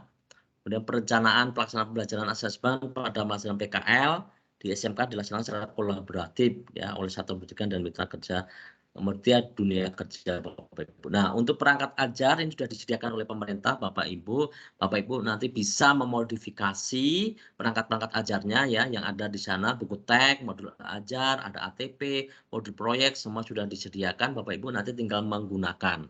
Ya. Kemudian modul ajar itu kalau dulu namanya RPP, sekarang namanya modul ajar Bapak Ibu. Nah, modul ajar ini juga sudah disediakan, nanti silakan pendidik diberikan keleluasaan untuk boleh buat sendiri boleh atau memodifikasi dari yang sudah ada juga dipersilahkan Bapak Ibu ya. Ini contoh modul ajar ya Bapak Ibu. Nanti ini contoh-contohnya. Nah, ini cuplikan contoh modul ajar untuk perangkat ajar, buku teks ya semua sudah ada, bisa dibeli nanti melalui dana BOS ya, dana BOS. Jadi sekarang untuk sekolah non penggerak sebenarnya diberikan keleluasaan untuk membeli buku Bapak Ibu ya, yang non penggerak. Kalau penggerak punya BOS jadi memang sudah dialokasikan tapi dari ya itu bahwa sekolah bisa beli boleh atau nanti silakan menggunakan soft file dan sebagainya. Cetak sendiri juga tidak apa-apa Bapak Ibu. Ini untuk pelaporan kemajuan belajar ini adalah rapotnya begitu Bapak Ibu, ini rapotnya. Kemudian setiap pendidikan menyiapkan laporan hasil belajar peserta didik ya, ini rapotnya. Kemudian di rapot tersebut komponennya ada identitas, satuan pendidikan, kelas, semester, mata pelajaran, nilai, deskripsi, catatan guru, presensi dan sebagainya. Ekstrakurikuler ya Bapak Ibu. Nah, satuan pendidikan memiliki keleluasaan untuk menentukan mekanisme dan format pelaporan hasil belajar kepada orang tua. Silakan nanti bagaimana caranya mekanismenya untuk melaporkannya kepada orang tua. Kemudian menentukan deskripsi dalam menjelaskan makna nilai yang diperoleh oleh tadi. Jadi Bapak Ibu tidak ada istilah KKM ya Bapak Ibu di kurikulum Merdeka ini tidak ada istilah KKM, ada adalah capaian fase ya, pencapaian fase. Siapa yang menentukan? Yang menentukan itu haknya guru untuk menentukan anak mencapai fase atau belum. Ya, itu haknya guru. Nanti ketika dirapot Bapak Ibu guru harus bisa mendeskripsikan sampai sejauh mana capaian dari siswa tersebut. Kemudian capaian itu kalau dikonversi jadi nilainya berapa ya. Jadi rapat itu harus menunjukkan ya, mendeskripsikan terkait dengan capaian, tidak bisa seperti dulu di K13 rapat kita bikin rumus kalau nilainya sekian bunyinya ini, kalau nilai sekian bunyinya ini, sekarang tidak bisa. Jadi yang utama itu adalah deskripsinya dulu, baru nanti deskripsi itu nanti nilai itu menggambarkan dari kemampuan deskripsi itu Bapak Ibu. Pelaporan hasil belajar disampaikan sekurang-kurangnya pada setiap akhir semester. Ya. Kemudian satuan pendidikan menyampaikan rapor secara berkala melalui raport Dapodik Bapak Ibu ya. Kemudian Ini untuk kriteria kenaikan kelas, pertimbangannya, ya laporan kemajuan belajar, pencapaian proyek penguatan profil pelajar Pancasila, portofolio dari peserta didik, untuk paspor keterampilannya, skill paspor SMK, prestasi akademik maupun non-akademik, ekstrakurikuler, penghargaan peserta didik, tingkat kehadiran, dan sebagainya. Ini untuk kriteria kenaikan kelas, Bapak Ibu. Nah, ini contoh raportnya. Ya, ini contoh raport. Jadi nanti Bapak Ibu, ini contohnya capaian kompetensi adalah deskripsi, ya deskripsi terkait dengan capaian siswa, ya terkait dengan capaian siswa. Kemudian nilai ini nanti menggambarkan hasil capaiannya anak ini, Bapak Ibu. Jadi masing-masing anak tentunya nanti pasti akan berbeda capaiannya, deskripsinya, Bapak Ibu. Ya, nanti yang memahami adalah masing-masing guru untuk memahami anak ini sampai di mana capaiannya. Ya. Nah, ini kesimpulannya Bapak Ibu, pelaksanaan proyek nanti dilakukan secara fleksibel ya. Nanti ini jamnya disesuaikan di sekolah masing-masing, boleh dengan sistem blok ataupun nanti masuk ke dalam jam per minggu, silakan Bapak Ibu. Ya, secara pengelolaan nanti kalau proyek itu proyek pelajar Pancasila menjumlah seluruh alokasi waktu dalam setahun, kemudian baru dibagi dengan total tema nanti yang diambil. Kemudian komponen kurikulum nanti dikembangkan oleh sekolah ya. Kemudian untuk perangkat ajar ada buku teks, modul ajar, modul proyek, dan contoh-contoh operasional, video pembelajaran sebenarnya nanti sudah disediakan oleh pemerintah. Bapak Ibu nanti bisa menggunakan, bisa memodifikasi atau dipersilakan untuk membuat sendiri. Nah, ini karakteristik yang berbeda di masing-masing jenjang Bapak Ibu. PAUD itu kegiatan bermain sebagai pendekatan belajar yang utama, ya. Penguatan literasi diri dan penanam karakter dapat melalui pembelajaran bermain. Jadi kalau PAUD lebih cenderung kepada bermain, Bapak Ibu. Nah, di SD itu penguatan kompetensi yang berdasar pada pemahaman yang holistik menyeluruh ya. Nah, untuk memahami lingkungan sekitar, maka pelajaran IPA dan IPS digabung. Jadi lingkungan sekitar itu kan tidak di anak itu harapannya secara menyeluruh umum. Jadi ada IPA, ada IPS ya, itu nanti jadi digabung dari satu proyek. Kemudian integrasi computational thinking dalam mata pelajaran bahasa Indonesia, matematika dan IPAS ya. Bahasa Inggris sebagai mata pelajaran pilihan. Kemudian pembelajaran berbasis proyek untuk penguatan profil pelajar Pancasila dilakukan minimal 2 kali dalam 1 tahun ajaran ya. SMP, penyesuaian dengan perkembangan teknologi digital, mata pelajaran informatika menjadi mata pelajaran wajib.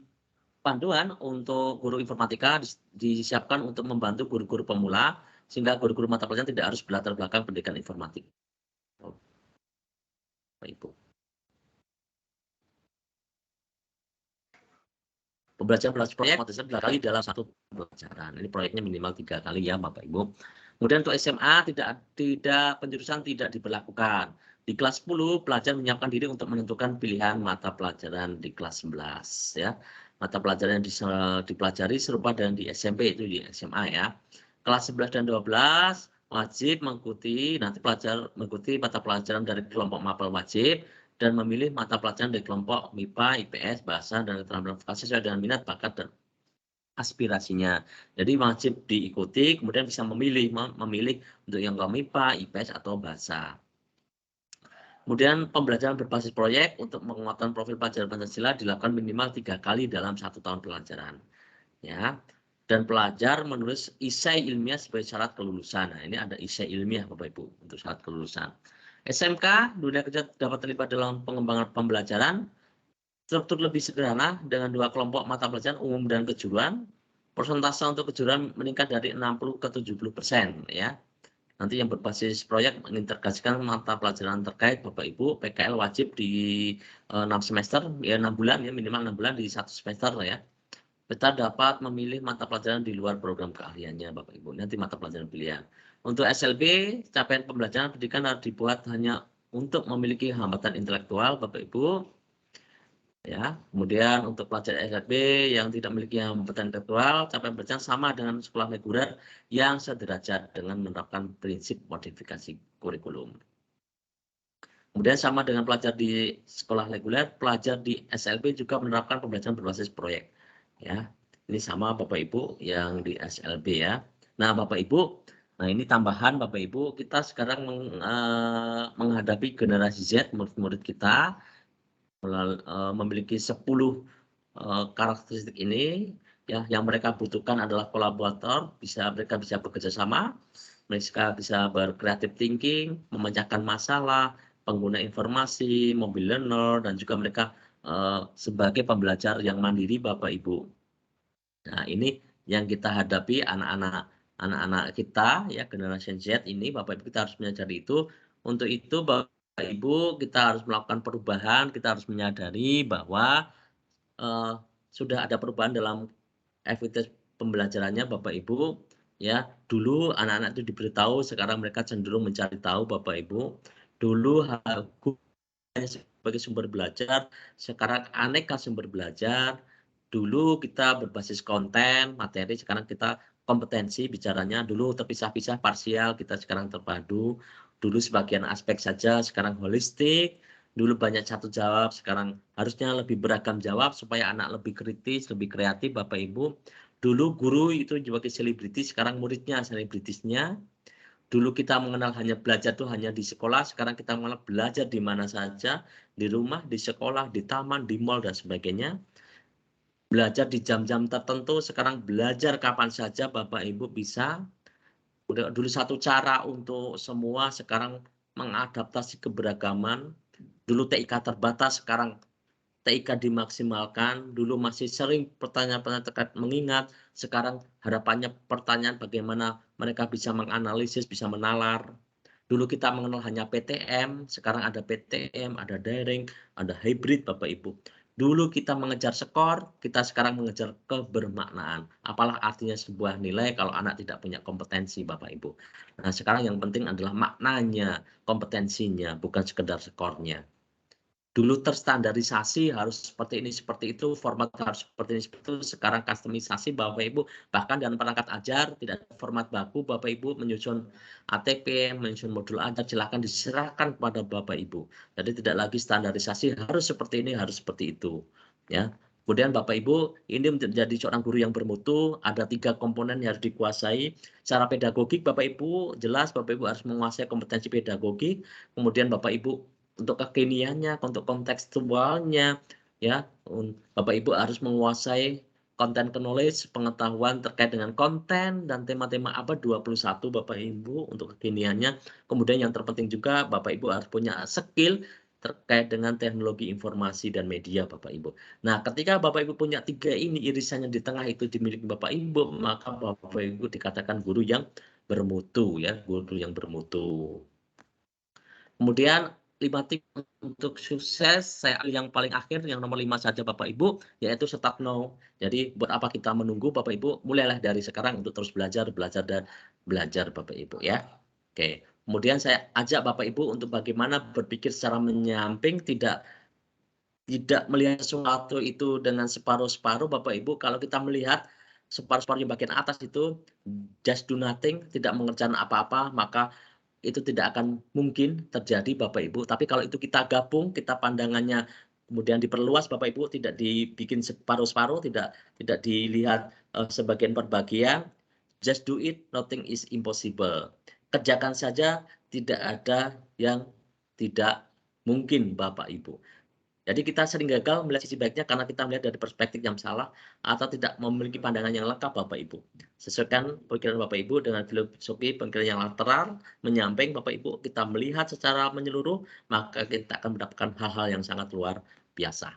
Oke, terima kasih Bapak Ibu untuk materi saya. Mungkin nanti akan ada pertanyaan, silakan Bapak Ibu ya. Ini saya kembalikan ke Pak Wahyu, silakan Pak Wahyu untuk mungkin ada sesi tanya jawab. Oke. Terima kasih Pak Pangarso, luar biasa ya. Apalagi penutupnya. Apabila kita melakukan sesuatu, tidak akan ada sesuatu yang tidak mungkin. Semuanya pasti akan mungkin dan mempunyai peluang untuk keberhasilannya, gitu ya Pak Pangarso ya. Ya.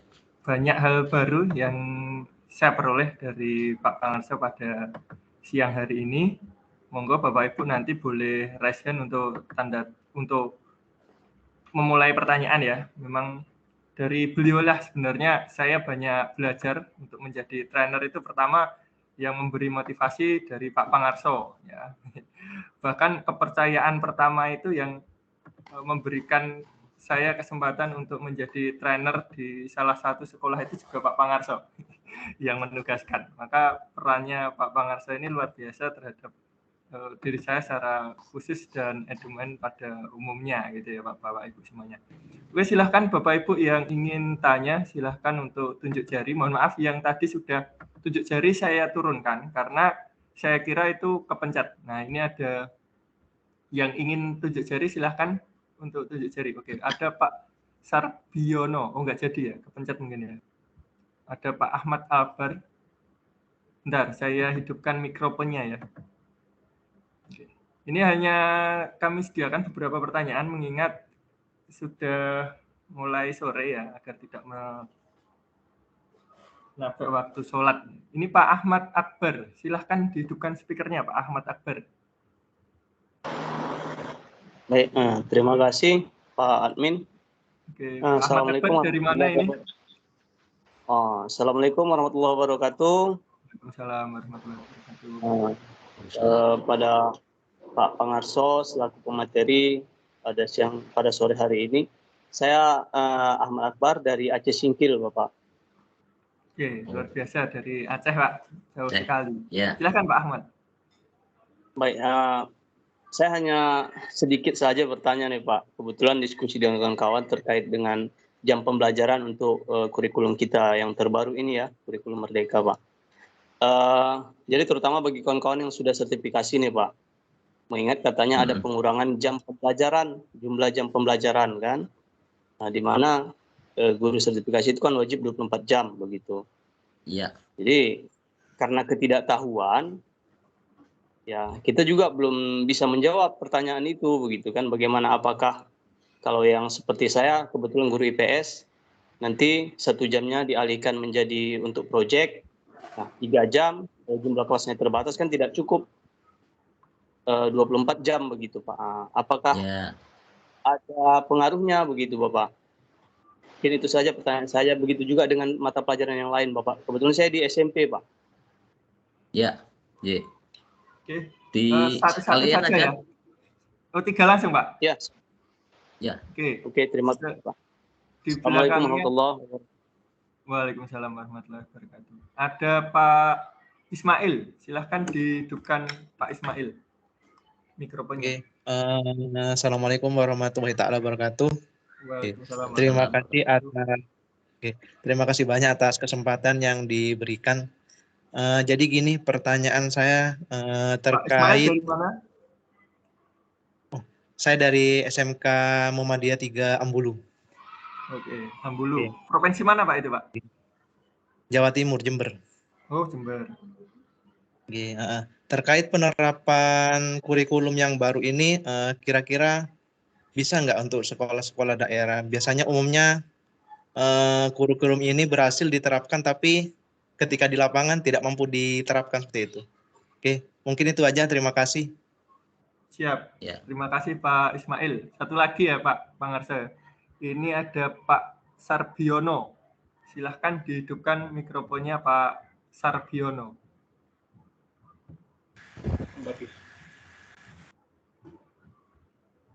Halo Pak Sarbiono. Halo. Ya, sudah terdengar Pak. Sarbiono dari mana? Assalamualaikum warahmatullahi wabarakatuh. Saya kebetulan di Man 1 Metro Lampung. Oke, dari Lampung. Silahkan Bapak. Saya ini hal yang baru dan ini alhamdulillah ketemu orang-orang yang pintar ini semuanya. Ini berkaitan dengan struktur kurikulum. Tadi dikatakan tidak ada penjurusan lagi di kelas ini, kelas 1, kelas 2, 11, 12. Nah, kelas 12 itu ada wajib dan ada peminatan. Nah, yang wajib itu apa masih sama seperti yang kemarin kurikulum 13? Kemudian peminatannya ditambah matematik apa gimana gitu?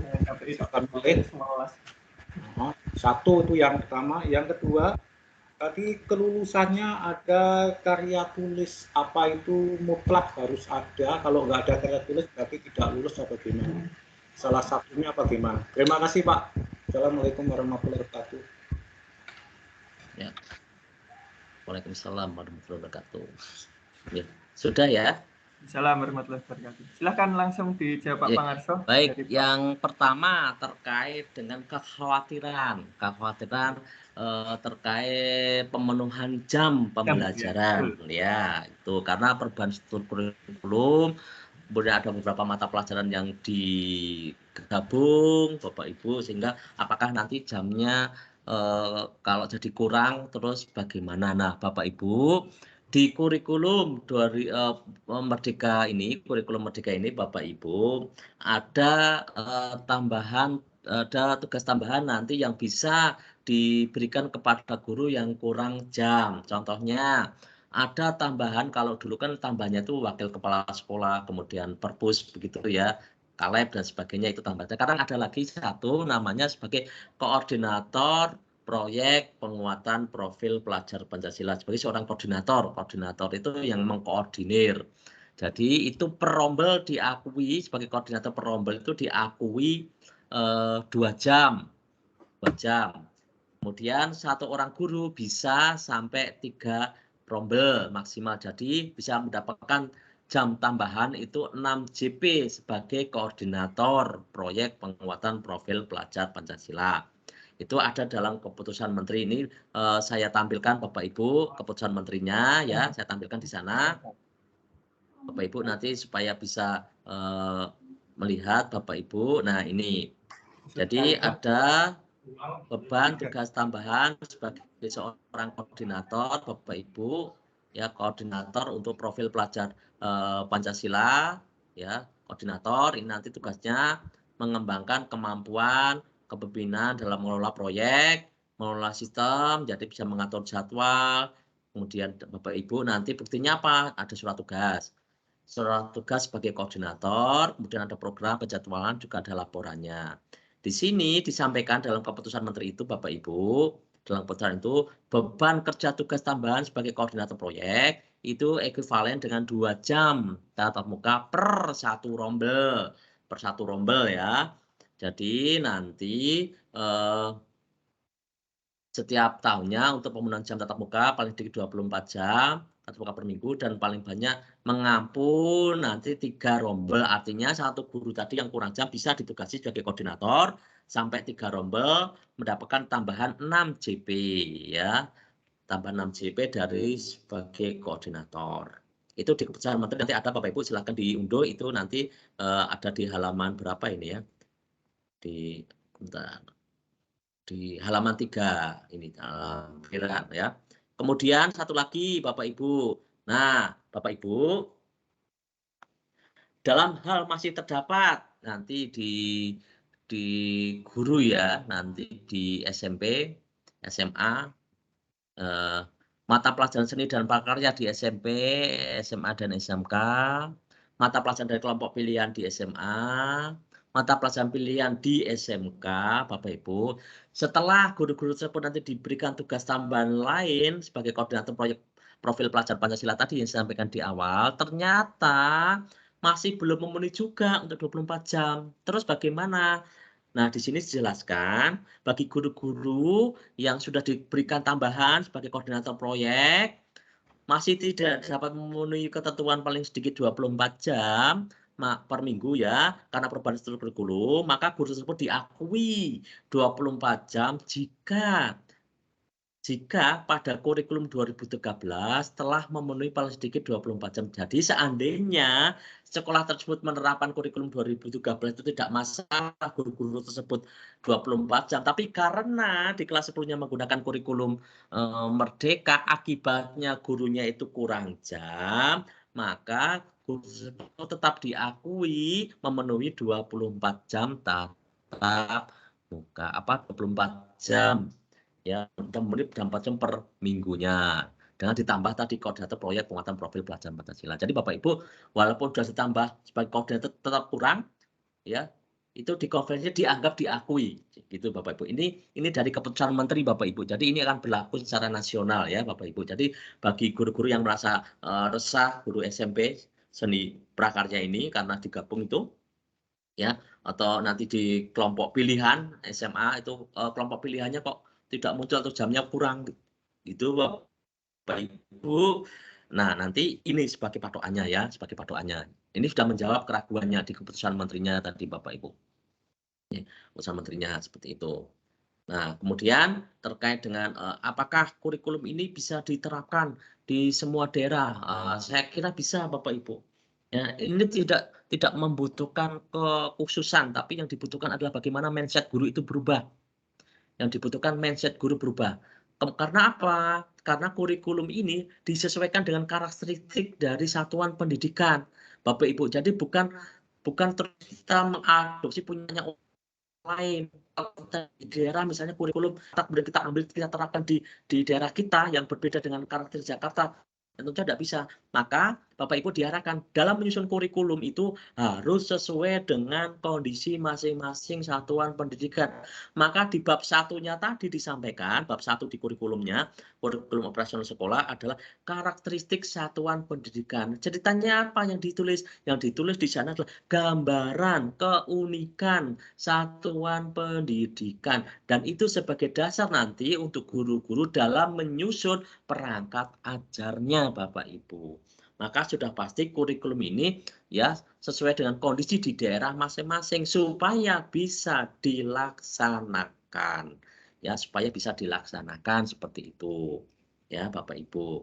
Jadi sudah pasti itu bisa dilaksanakan, nanti tergantung bagaimana mindset kita sebagai seorang guru dalam melaksanakan kurikulum ini ya. Intinya seperti itu, sesuai dengan karakteristik masing-masing.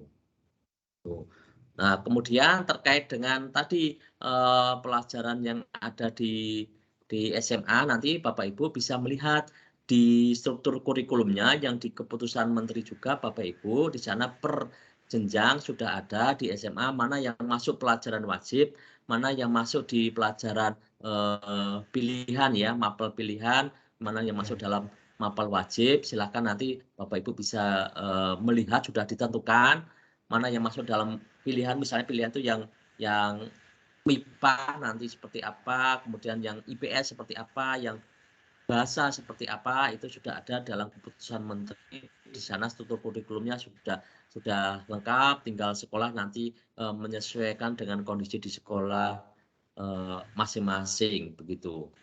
Itu terkait dengan struktur kurikulum ya Bapak Ibu. Silakan nanti mungkin bisa dibagikan Pak Wahyu nanti terkait dengan beberapa bahan ya sebagai bahan bacaan dari Bapak Ibu. Keputusan Menteri tadi yang nomor 56 itu nanti sebagai bahan Bapak Ibu untuk dipelajari, dibaca, karena intinya ada di sana Bapak Ibu. Kalau kita belum membaca itu kita juga masih meraba-raba, tapi kalau sudah membaca Bapak Ibu akan punya pengetahuan. Oh, saya harus bagaimana begitu. Itu ya. Siap.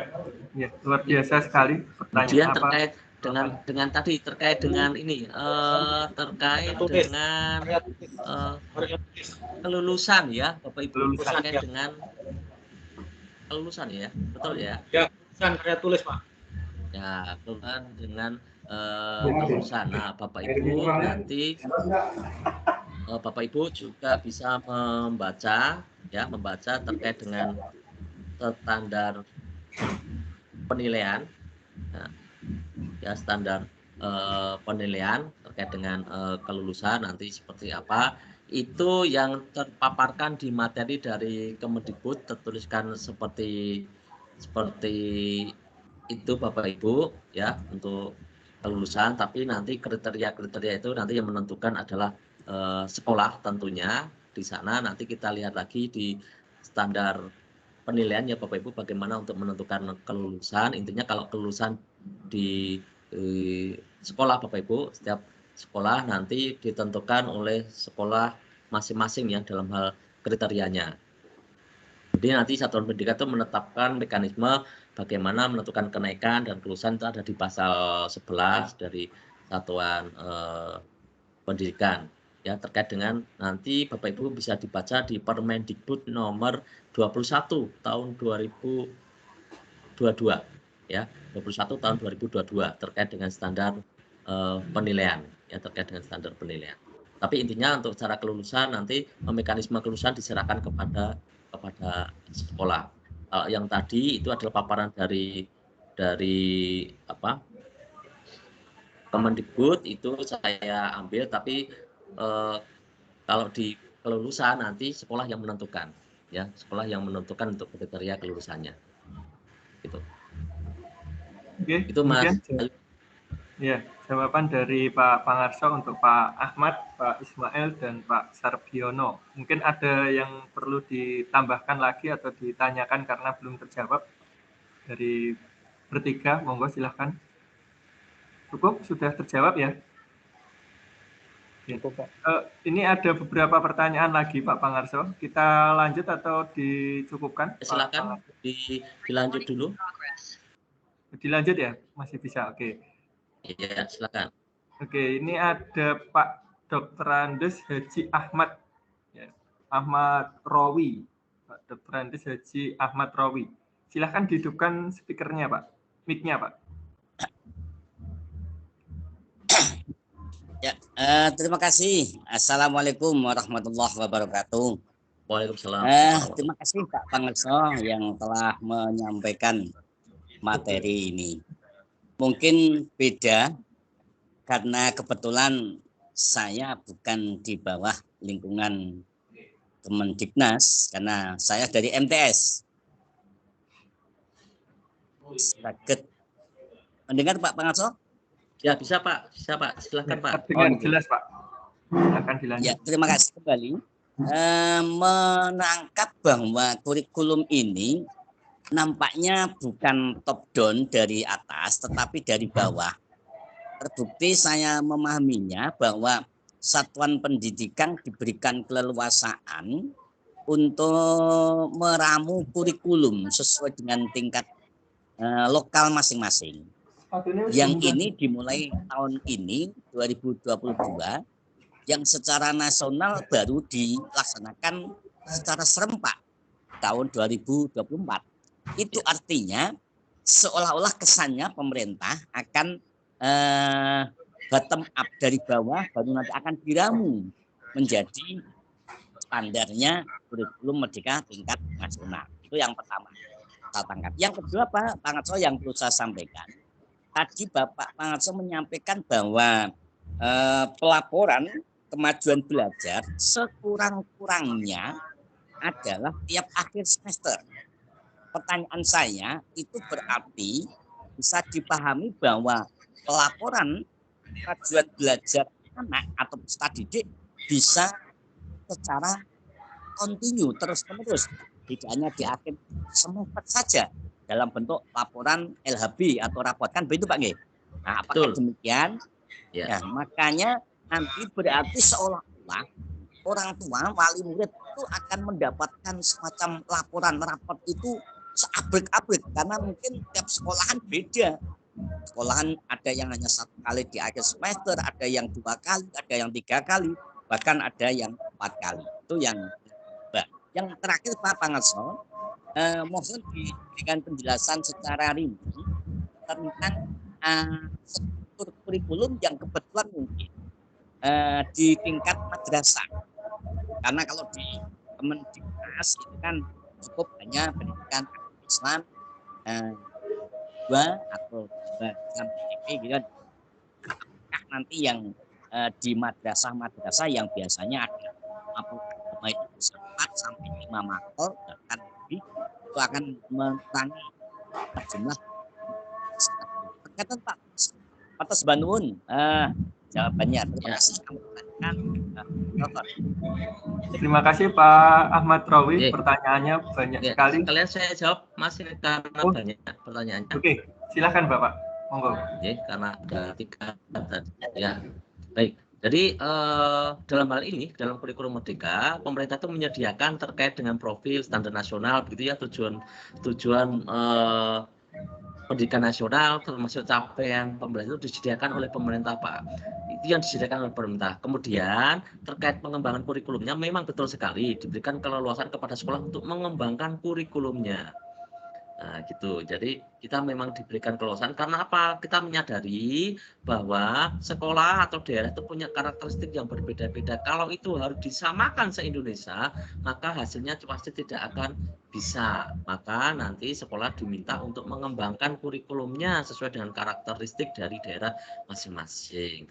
Tapi tujuannya, capaiannya itu targetnya seperti apa ditentukan oleh pemerintah supaya sama. Tapi bagaimana mencapai target itu, caranya, strateginya seperti apa, nah itu diserahkan kepada sekolah. Itu ya yang pertama. Kemudian yang kedua terkait dengan laporan hasil belajar. Di sana tertuliskan laporan hasil minimal 1 semester sekali. Jadi sekolah itu kan biasanya ada kegiatan tengah semester Bapak Ibu ya, ada PTS begitu ya. Nah, PTS juga melaporkan hasil belajarnya. Jadi itu menjadi hal yang tidak wajib sebenarnya Bapak Ibu. Kadang PTS ada yang melekat dalam pembelajaran, ada yang kadang berdiri sendiri. Tapi yang diwajibkan minimal 1 kali dalam semester itu diberikan laporan kepada untuk laporannya. Tapi lebih dari itu ya silakan. Kalau memang sekolah menghendaki nanti lapornya tiap bulan ada laporan, ya silakan. Tapi minimal wajibnya 1 kali. Kemudian terkait dengan struktur kurikulum, kebetulan yang ada di keputusan Menteri Pendidikan dan Kebudayaan nomor 56 ini adalah terkait dengan jenjang SD, SMP, SMA, SMK. Nah, biasanya untuk yang sekolah-sekolah di bawah Kementerian Agama, nanti ada keputusan Menteri Agama, Pak, KMA, nanti yang mengatur khusus untuk sekolah-sekolah yang di bawah Kementerian Agama. Memang kelihatannya untuk tahun ini, Bapak Ibu, beda dengan ketika awal pemberlakuan dari kurikulum 2013 itu serentak. Baik yang dari Kementerian Pendidikan maupun dari Kementerian Agama, semua sama prosesnya berjalan bareng. Tapi kelihatannya untuk kurikulum Merdeka ini, yang dari Kementerian Agama itu kelihatannya belum bersamaan dengan yang dari Kementerian Pendidikan. Kemarin Kementerian Pendidikan dalam pendaftaran saja sekolah mendaftarkan untuk menggunakan kurikulum Merdeka sudah berjalan duluan. Saya tanya kepada sekolah-sekolah yang di bawah Kemenak, yang MI, MTS, MA, belum ada perintah Pak, belum berani mendaftar karena belum ada perintah dari kantor Kemenak sehingga tidak berani untuk mendaftar. Itu. Jadi nah itu perjalanannya di kurikulum Merdeka, karena sempat kemarin saya juga memberikan pelatihan ke sekolah-sekolah di bawah Kementerian Agama. Saya tanyakan kurikulum Merdeka, saya belum berani melangkah lebih lanjut karena belum ada perintah sesuai spesifikasi. Tapi saya yakin nanti ketika itu memang sudah diberlakukan, nanti untuk sekolah-sekolah di bawah Kemenak pasti nanti akan ada struktur kurikulum yang disesuaikan ya dari keputusan Menteri Agama, begitu Pak. Oke, begitu Pak Pangarso. Mungkin mengingat waktu sudah pukul 3 lebih ya. Sebenarnya mungkin masih banyak sekali yang ingin ditanyakan di chat YouTube dan di sini sebenarnya banyak sekali Pak. Tapi karena keterbatasan waktu nanti besok bisa didiskusikan lagi dengan pemateri yang kedua. Memang kalau kita tanya Pak Pangarso itu hampir semuanya pasti akan terjawab ya. Beliau memang yang sangat membidangi dan menguasai materi tentang kurikulum Merdeka ini. Mungkin nanti kalau Pak Pangarso ada kegiatan lain di mana Pak Pangarso akan menjadi narasumbernya, boleh Pak dibagikan ke grup-grup yang di sana Pak Pangarso sudah saya masukkan sebagai admin ya. Biar nanti Bapak Ibu yang masih penasaran ya, bisa tanya-tanya langsung kepada Pak Pangarso terkait dengan kurikulum Merdeka. Nah, kebetulan pada sore hari ini kami dari komunitas online domain juga ada webmeet dengan kementerian tentang persiapan komunitas penggerak. Nah, untuk lebih jelasnya juga akan kami sampaikan besok kepada Bapak Ibu semuanya. Ya, terkait dengan daftar hadir dan rekaman, ya daftar hadir memang masih saya off Bapak Ibu, nanti akan saya buka bersamaan dengan rekaman yang akan saya kirim ke grup.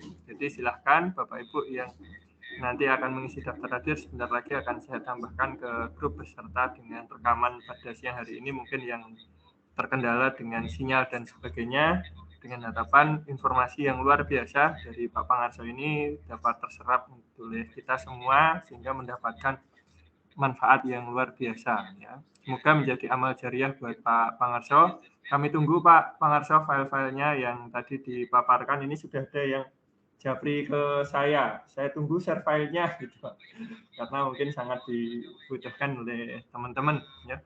Sampai ketemu lagi besok di jam yang sama, insya Allah Bapak Ibu akan kami informasikan juga dalam grup. dengan pemateri yang kedua. Semoga besok juga akan berjalan lancar seperti saat ini. Mungkin Pak Pangarso akan memberikan closing statement dulu sebelum kita tutup. Silakan Pak Pangarso. Masih off Pak mic-nya. Jadi ya sudah. Jadi Bapak Ibu, saya sampaikan bahwa kita Bapak Ibu dengan perkembangan zaman yang luar biasa ini harus terus belajar ya, terus belajar. Jadi disampaikan orang yang buta huruf di abad 21 bukan orang yang tidak bisa membaca dan tidak bisa menulis, tapi orang yang tidak mau belajar dan belajar kembali Bapak Ibu. Nah, perkembangan zaman sangat luar biasa Bapak Ibu saat ini. Menurut penelitian 85% murid kita yang sekarang belajar di sekolah akan bekerja pada pekerjaan yang belum ada saat ini Bapak, atau belum ada dalam pikiran kita. 85% murid kita akan bekerja pada pekerjaan yang belum dibayangkan ya Bapak Ibu. Nah, oke, jadi kita harus menyiapkan mereka untuk bisa beradaptasi terhadap dunia persaingan kerja nanti. Itu aja Pak Wahyu, ini tugas dari kita semua. Matur nuwun. Terima kasih Pak Pangarso. Jadi orang yang buta huruf di abad 21 itu bukan yang tidak bisa membaca dan menulis, tapi yang tidak mau belajar lagi dan belajar lagi. Dan kalau bisa kita membekali anak-anak itu untuk yang pekerjaan yang tidak bisa tergantikan oleh mesin agar tidak bersaing dengan otomasi. Ya. Sampai ketemu lagi besok hari Bapak Ibu. Terima kasih Pak Pangarso, semoga menjadi amal jariah untuk Pak Pangarso. Terima kasih untuk Bapak Ibu semuanya. Saya akhiri, Bapak Ibu boleh live duluan, nanti saya akan menunggu rekaman. Assalamualaikum warahmatullahi wabarakatuh.